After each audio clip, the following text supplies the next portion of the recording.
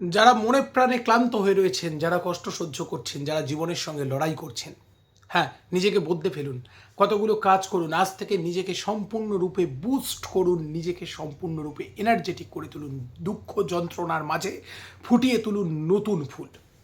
প্রথম হচ্ছে একা থাকা বন্ধ, একা ভাবা বন্ধ। নিজেকে যত একাকিত্বে রাখবেন তত কষ্ট পাবেন। বেরিয়ে পড়ুন, পথে হাঁটুন, মন্দিরে গিয়ে বসুন, পার্কে গিয়ে বসুন, গল্প করুন, অজানা লোককে ডেকে কথা বলুন। প্রথম শর্ত এটা। দ্বিতীয় হচ্ছে অ্যাকসেপ্ট করা, জীবনে নেগেটিভ জিনিস আছে, জীবনে অঘটন আছে, জীবনে সব কিছু আমার ফলে হবে না, এগুলোকে অ্যাকসেপ্ট করে নিয়ে এগিয়ে চলতে হবে। তৃতীয় পথ হচ্ছে যে জীবনে আমার সবাই কুজন নয়, কেউ কেউ সুজন। যারা বন্ধু, যারা বান্ধব, যারা আপনজন, তাদের সঙ্গে কথা বলুন, ফোন করে কথা বলুন, আপনার মনে শক্তি আসবে। চতুর্থ হচ্ছে সাধুসঙ্গ, সৎসঙ্গ। কীরকম পজিটিভ মানুষের সঙ্গ করুন, যারা বলে হবে না, পারবো না, যাদের মধ্যে লোভ বেশি, যাদের মধ্যে ক্রোধ বেশি, যারা নেগেটিভ কাজ করে, নেগেটিভ কথা বলে, তাদের থেকে দূরে থাকুন। মনকে উঁচুতে অবস্থান করার।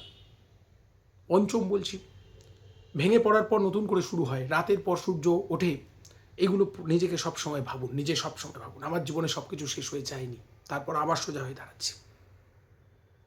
এইভাবে নিজেকে প্রতি মুহূর্তে যারা মোটিভেট করতে পারবে, আসল মোটিভেশনাল ভিডিও দেখেন যারা, যারা ভেঙে পড়েছেন, কিন্তু প্রত্যেকটা বিপদের পর আবার ভালো সময় আসে।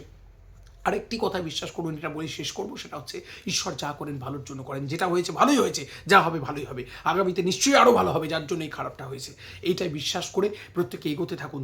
দেখুন আপনার সামনের সমস্ত বিপদ মাথা নত করতে বাধ্য হবে।